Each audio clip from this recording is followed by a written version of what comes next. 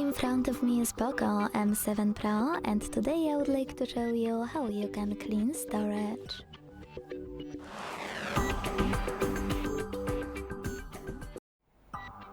First of all, you need to open Devices Settings.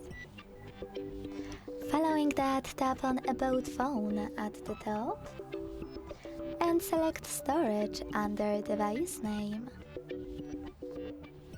Now you need to scroll all the way down and hit Free Up. Wait. Choose Consent.